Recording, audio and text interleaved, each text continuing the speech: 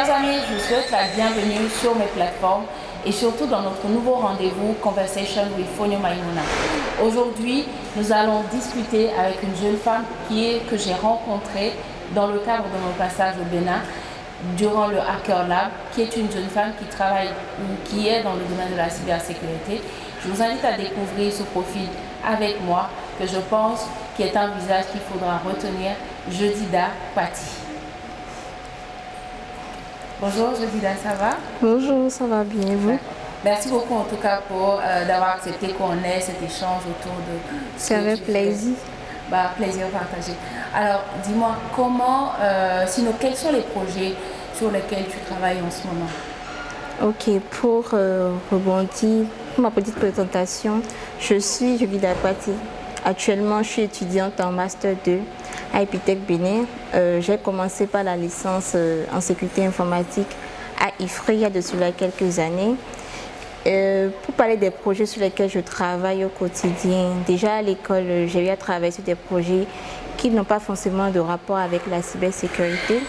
Un projet d'acquisition des données via un pyranomètre et une caméra 360 degrés, dont l'idée était de mettre en place une infrastructure qui va servir de collecte de données pour aider les ingénieurs dans le domaine à prédire les situations météorologiques. Sur la question de la pluviométrie, le climat, c'est ça? Oui, exactement. Donc, aider les ingénieurs dans le domaine à prédire les questions de pluviométrie, géométrie dans le nord du Bénin. Alors, il faut dire que tu es un peu connu dans le domaine de la cybersécurité, un peu ici au Bénin. Tu as participé à différents concours et du coup, celui lors duquel je t'ai rencontré, le Hacker Lab. Comment tu es arrivé à la cybersécurité? C'est vrai que tu es en fin d'études, mais tu as déjà un petit parcours dans le domaine. Déjà, pour commencer, de base, je ne savais pas que j'allais faire la cybersécurité après mon bac. J'ai eu un bac série D. Et naturellement, avec la série D, on se dit qu'on va forcément faire la médecine après le baccalauréat.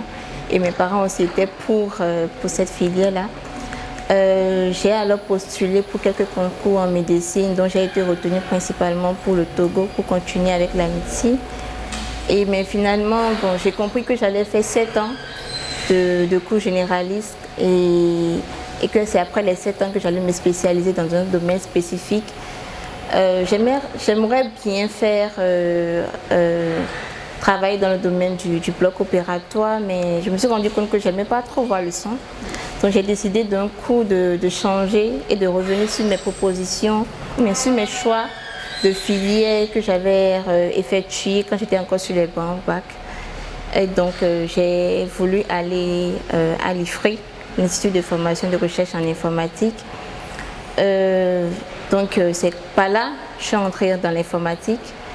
J'ai commencé avec la filière de sécurité informatique. Il y avait 3 filières principalement, mais c'est ça qui m'a tapé dans l'œil.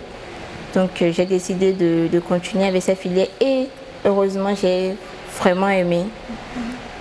Ensuite, j'ai participé au Hacker Lab en 2021 à Parakou, où j'ai eu la chance d'être boursière pour continuer ma formation en master. Cette bourse m'a été octroyée par Cybaction, l'entreprise où je suis actuellement en alternance. Et donc c'est eux qui m'ont proposé de venir à Epitech.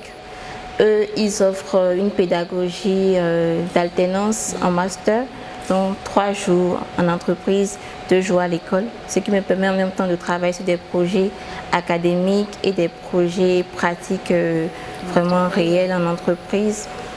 Et donc cette année, avec mon équipe à Cybation, on a encore décidé une fois d'essayer encore le Hacker Lab, de nous challenger nous-mêmes déjà, parce que chaque année il y a des nouveautés, que ce soit dans la technologie, dans la cybersécurité, il y a toujours des défis qu'il faut remonter. Et donc on a passé l'étape des qualifications, on est finalement arrivé à la finale où on est sorti 2e équipe sur le top 3. D'accord. Mais avant cette édition, je pense qu'il y a ta première participation au Hacker Lab, tu étais lauréate. Oui. Après, tu es venue à Abidjan. Est-ce que tu peux nous parler un peu de tout ça? Comment tu arrives à participer, à te mettre en fait dans cette dynamique de ces compétitions depuis ta première participation? J'aime pas trop les trucs statiques, les trucs qui vont rapidement m'ennuyer, où je vais pas être confrontée à des défis. Donc ce qui fait que ma première participation au Wack Lab, j'ai trop kiffé. J'ai bien aimé l'édition. D'autant plus que je suis sortie de lauréate, j'étais carrément contente, quoi. Donc j'ai essayé de ne pas rester à la traîne, de ne pas rester dans ma zone de confort, ne rien faire. Donc j'ai essayé, enfin chaque année, de participer à quelques activités, compétitions, bénévolat et tout. Et l'année passée, en 2023, j'ai eu vent du CAF qui se déroulait à Abidjan et qui avait également une compétition CTF qui se déroulait à cet effet. Encore une fois, avec mon équipe Activation, on a passé l'étape de qualification, on est allé en finale à Abidjan et malheureusement, on n'était pas dans le top 3, on était 4e. Une petite déception quand même. Oui, quand même. Et après ça, bon, j'ai eu le temps quand même de visiter les stands au CAF, de te rencontrer toi par exemple, de rencontrer Babel et les autres femmes dans le domaine du numérique. Et cette année, je dirais que je n'étais pas forcément... C'était pas un planning de participer au Wack Lab, mais c'est venu sur le coup. Je me suis dit, mais pourquoi pas encore essayer une fois? Je vais forcément apprendre, je serai challengée. Et moi-même, je vais sortir de ma zone, encore une fois, de confort. Ce qui a fait que, bon, finalement, j'ai encore décidé de participer au Wack Lab. Pourquoi j'essaie de participer à la vie sociale un peu de mon pays? Parce que c'est pas là que je me fais du réseau. C'est pas là que j'apprends que telle personne est bon dans tel domaine. C'est pas là que je fais des rencontres très exceptionnelles que je pense qu'ils vont me servir à l'avenir. Dans mon plan de carrière, forcément, j'aurai besoin de quelqu'un ou bien quelqu'un sera là pour me placer à un poste donné. Donc ça fait que ce soit du bénévolat, si j'ai du temps, je me consacre à ça, même s'il n'y a pas du cash dedans. Il y a forcément un truc à tirer. On apprend toujours. Oui, des leçons à tirer. Tu rencontres des gens que tu n'imagines même pas. Parce que si tu ne sors pas de ta maison, tu ne vas pas forcément les rencontrer. Et quand tu les vois à ces événements, ils sont, comment je vais dire, ils sont faciles à aborder. Exactement. Ils n'ont pas de contraintes. Surtout quand tu es une femme, ils te disent oui, ils te racontent leur expérience. Okay, oui, vas-y. Et donc, ça fait que j'essaie de participer à beaucoup d'événements, que ce soit le Bénin Business Forum où j'ai été lead. D'abord, j'étais participante. Ensuite, j'ai été lead sur 3 années consécutives. Que ce soit encore des activités à l'école, extrascolaires et tout. J'essaie quand même de m'y investir un peu plus. D'accord. Et par exemple, le forum au niveau du Bénin, ça consiste en quoi? Quel est le rôle pivot que tu joues essentiellement dans... Pour le BDF? Oui, dans le cadre de ce forum. Ok. Le BDF, déjà, pour la définition, c'est Bénin DNS Forum. Donc, DNS Forum. DNS. Oui, le DNS, c'est un système de nom de domaine qui permet en fait, si tu vas sur Internet, tu tapes google.com, que tu puisses accéder vraiment à google.com, que tu ne sois pas obligé de garder le 8.8.8 à chaque fois. Donc, on parle de nom de domaine et d'adresse IP. Ce forum, c'est une association déjà de plusieurs structures qui se sont mises ensemble depuis quelques années déjà pour chaque fois créer un événement pour la jeunesse béninoise où il y a différentes activités qu'on organise à cet effet. Il y a par exemple le DNS Aton, le WD Academy. Il y a plein d'autres activités qu'on organise où on invite vraiment les jeunes à participer, à montrer leur talent et à aussi gagner des prix par la même occasion, à faire du réseautage, à apprendre, etc. Donc mon rôle, c'était, il y a de cela 2 années, j'étais lead sur l'activité DNS Aton parce que j'étais une ancienne participante du DNS Aton. Donc lead, c'est tu fais d'abord toute l'étape de planification, de préparation, de sélection et tout. Et tu es là le jour J même pour aider les équipes à atteindre l'objectif qui était fixé au départ. Et l'année passée, j'étais lead avec une autre dame sur le WDA Academy. Ça, c'était une formation purement pour les femmes dans le domaine du numérique sur, je crois, 3 jours. Qu'est-ce que tu ressens à chaque fois? Déjà, quel est l'état d'esprit dans lequel tu arrives dans ces compétitions et qu'est-ce que tu Récemment, je sais que cette année, quand on est passé vous voir, on a dit, mais c'est l'équipe de Sébastien, on s'attendait tous à ce que vous raflez toute la mise. C'est vrai, vous êtes arrivé deuxième, c'est toujours le top 3. Est-ce que chaque fois vous arrivez confiant, vous disant, bon, on va plier le game dès le premier tour, ou est-ce qu'il y a toujours des surprises, des équipes qui vraiment déjouent tous les pronostics? Comment ça se passe en règle générale? Pour la première édition, j'étais novice, donc je n'y connaissais rien. J'étais venue principalement pour apprendre. Pour le CAF, par exemple, on était là plus en mode pour gagner. J'avoue qu'on était plus en mode pour gagner. Mais malheureusement, ça n'a pas été le cas. Je dirais aussi que bon, pour me réconforter, je me dis on ne peut pas gagner tout le temps.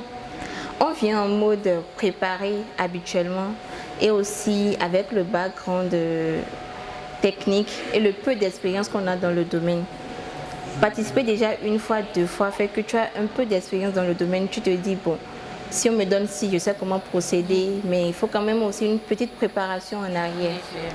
Pour cette année qui est assez spéciale, je dirais qu'on ne s'est pas vraiment préparé. Parce que moi, par exemple, je vais à l'école, je vais en entreprise et je dois encore trouver du temps pour mes projets à l'école et aussi participer à des compétitions. C'est pareil également pour ceux qui sont en entreprise, ils ont des challenges tous les jours. Ce qui fait qu'on n'a pas eu assez de temps, je dirais, pour dire vraiment qu'on y va à fond, à fond, à fond, à fond pour tout saccager. Le fait d'être aussi une ancienne participante fait que bon, quand les gens te voient, ils te disent, bon, toi tu es encore là. Ça ne fait pas vraiment plaisir, mais on vient encore pour découvrir, pour nous challenger nous-mêmes, pour apprendre surtout, et aussi pour jauger aussi notre niveau actuel dans le domaine. Donc c'est ce que je peux dire par rapport à cette question. C'est une belle manière de voir les choses. Quel est, si tu devais partager 3 projets spécifiques sur lesquels tu as travaillé ou tu travailles en ce moment, qui sont des fiertés pour toi, ça serait lesquels?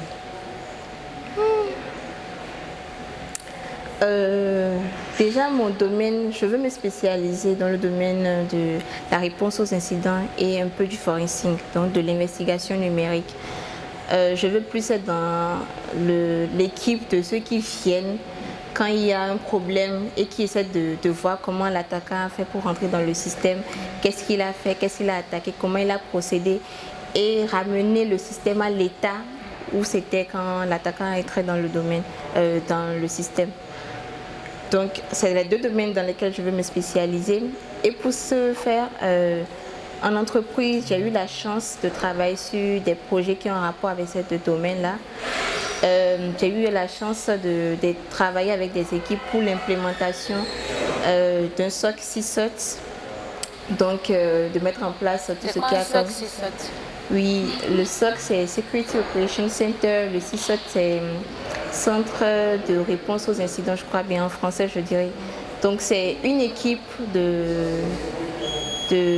comment je vais dire, une équipe qui est là en fait pour déjà en amont essayer de voir quel système a de problème, où est-ce qu'on doit mettre une mise à jour, est-ce qu'il y a des alertes qu'il faut collecter. Bon, des alertes, c'est des informations que certains systèmes envoient à l'équipe pour dire, bon, je suis saturé. Il y a un problème ici, le mot de passe ne passe pas, telle personne a essayé de se connecter à telle machine plusieurs fois. Donc c'est l'équipe qui est en arrière-plan en fait pour surveiller le système, que ce soit au niveau du réseau, au niveau du système même. Et il y a aussi l'équipe de réponse qui est là en fait. Quand il y a un problème, on les appelle pour dire, ah, il y a tel problème. Eux, ils sont là en fait pour répondre à ces problèmes-là, pour trouver solution à ces problèmes-là, pour ramener encore une fois le système à l'état initial où tout fonctionnait. À part ça, je travaille actuellement aussi sur un projet de mise en place d'infrastructures critiques. Malheureusement, je ne pourrais pas aller très bien dans les détails, mais c'est un projet sur lequel j'ai eu à bosser depuis ma première année de master. Et c'est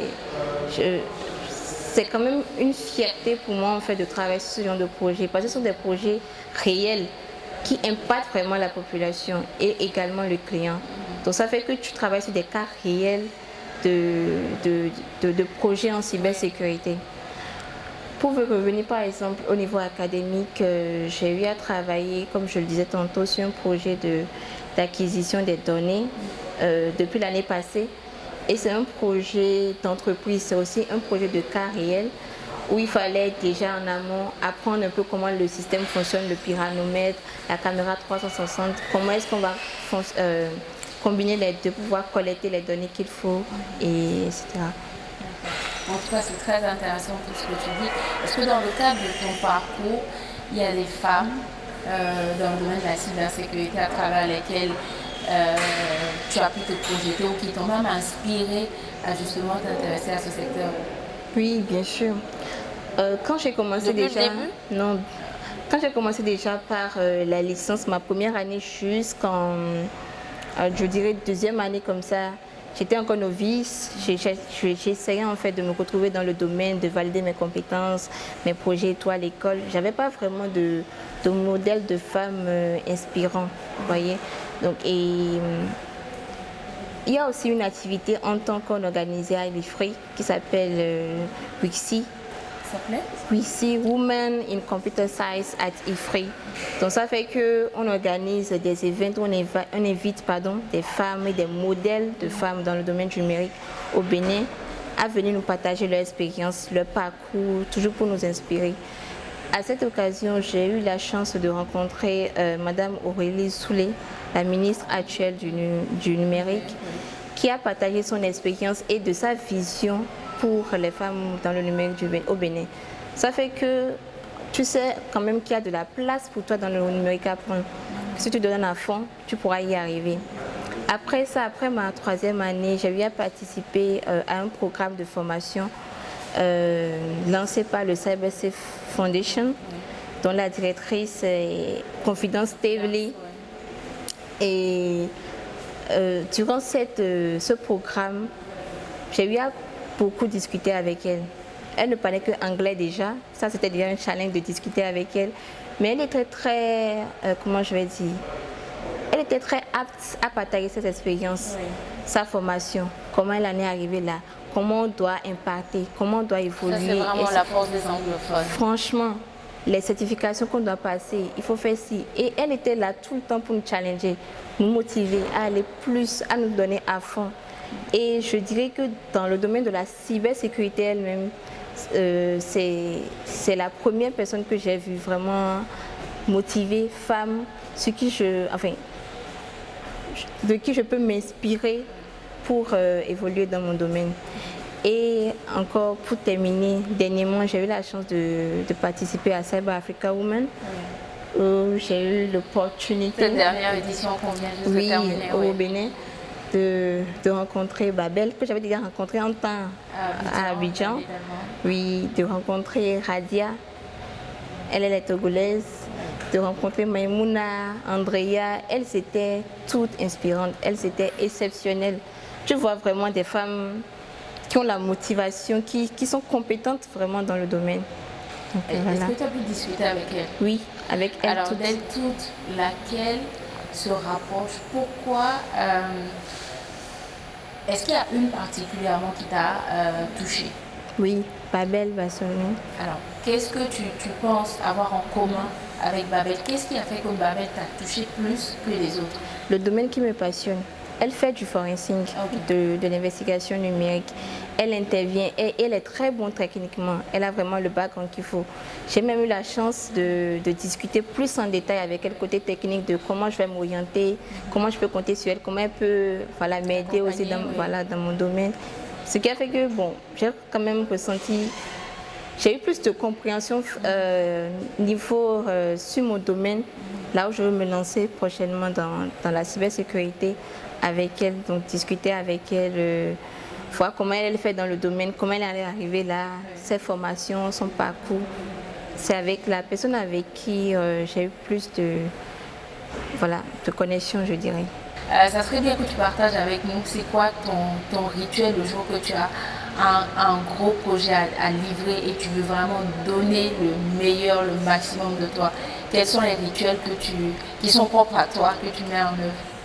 Déjà pour moi, un bon environnement de travail, donc un PC, mon PC, une bonne connexion et de la musique. Je dirais les trois principalement. Et aussi, on m'a souvent dit que c'est devant l'adversité que le génie naît. Vraiment, quand tu vois que le derrière arrive et que tu n'as pas encore fourni la charge de travail qu'il faut pour rendre le travail à temps, tu te donnes la pression qu'il faut en fait pour terminer. Il n'y a pas de second choix en fait. Tu dois rendre ce que tu dois rendre. Donc tu te donnes à fond. Si c'est des recherches qu'il faut faire sur Internet, surtout dans le domaine du numérique, il faut beaucoup faire de recherches. Il faut beaucoup se cultiver en fait sur les dernières technologies, les dernières inventions. Et si tu vois que tu es trop bloqué pour pouvoir évoluer, peut-être que tu as le contact de quelqu'un qui peut t'aider. Tu l'appelles rapidement s'il est disponible pour te donner des tips pour évoluer. Mais sinon, toi-même, il faut te donner à fond seulement. Dans le numérique, on a même une anecdote. On dit « try harder ».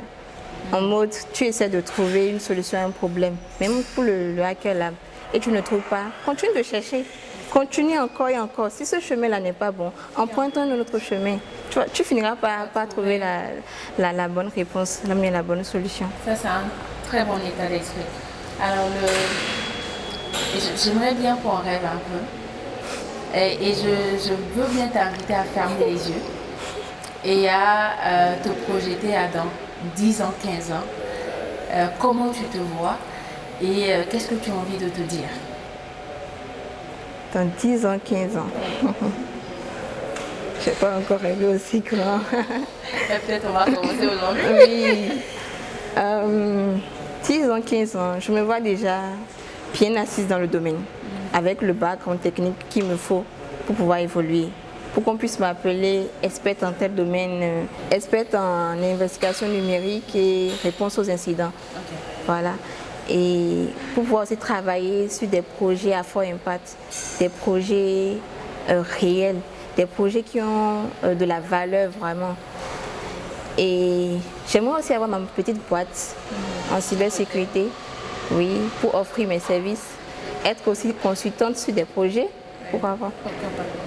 Alors, si tu devais, avec tout ce par quoi tu passes, si tu as 7 jeudis dans 10 ans, 15 ans, quelle est la phrase que tu lui aurais dit ou quelle est la phrase que tu prononcerais en regardant d'où tu es parti pour arriver à ce niveau où tu es experte en investigation? Je me dirais bravo, you did it. You did it, that's great. Tu l'as fait, oui. Tu en as rêvé et tu l'as fait. En tout cas, merci beaucoup. On va terminer sur un mot. Qu'est-ce que tu aimerais dire à des jeunes filles qui sont au collège, au lycée, qu'elles décident qu'elles aient la passion pour la cybersécurité ou la tech, ou même pas? Qu'est-ce que tu peux leur dire sur à quoi le monde va ressembler demain et quels sont les éléments sur lesquels elles devraient être un peu plus regardantes? Déjà dès le bas âge, je pense de plus en plus le numérique, que ce soit aussi l'intelligence artificielle, ils prennent vraiment de place dans nos quotidiens, je dirais. Voilà. Et je vais inviter en fait les jeunes, les collégiens, collégiennes, les élèves et tout, à déjà de s'intéresser au domaine du numérique dès le bas âge. Parce que moi, avant, je n'avais pas accès à Internet, je n'avais pas un ordinateur portable à la maison. Pour commencer plus tôt, j'aurais aimé commencer plus tôt, je l'avoue. Mais déjà, 6e, 5e, ils peuvent déjà commencer par s'intéresser au domaine, voir un peu quelles sont les filières du numérique, cybersécurité, développeurs. Il y a même les ingénieurs, il y a aujourd'hui en intelligence artificielle. Et de commencer par se faire former. Il y a tellement de programmes aujourd'hui, tellement d'opportunités, tellement de bourses que les écoles, que ce soit les écoles, organisations, offrent gratuitement pour les jeunes, pour se faire former, avoir des certifications, avoir de l'expérience pratique et concrète. Et en fait, ça va beaucoup les aider dans le demain, en fait, dans le futur. Imaginez en fait une personne, bien un élève en classe de 6e qui sait déjà faire les petits trucs de hacking, qui sait déjà rentrer dans un peu exactement à la maison pour prouver à papa que voilà, j'ai un PC mais je sais l'utiliser. Un étudiant, je dirais peut-être en licence, qui sait déjà bien développer une application et la sécuriser. Ça va vraiment les booster plus tôt et leur ouvrir la porte du monde numérique. Donc, essayez de commencer plus tôt. Ne paraissez pas, il y a beaucoup de défis dans le domaine, mais il y a aussi beaucoup d'opportunités que vous pouvez prendre. Et bonne chance à vous. Jedida, merci beaucoup pour cet échange que nous avons eu, constructif, riche et généreux, parce que tu as beaucoup partagé avec nous. Je suis sûre qu'on te verra sur le toit du monde. J'ai hâte juste. On ne va pas simplement croiser les doigts. Je pense qu'on est sur la bonne trajectoire. On va continuer à t'accompagner à ce que tu gravisses les échelons. Merci d'être une inspiration, d'ouvrir la voie aussi pour d'autres jeunes femmes dans le domaine de la cybersécurité. Chers amis, merci d'avoir suivi ce numéro de Conversation with Fonyo Maïmouna avec Jedida Kpati que j'ai rencontré au Bénin. Je vous dis à très bientôt pour un nouvel épisode dans lequel nous rencontrerons une autre jeune dame dans le domaine de la cybersécurité que j'ai également rencontrée au Bénin. Je vous dis à bientôt.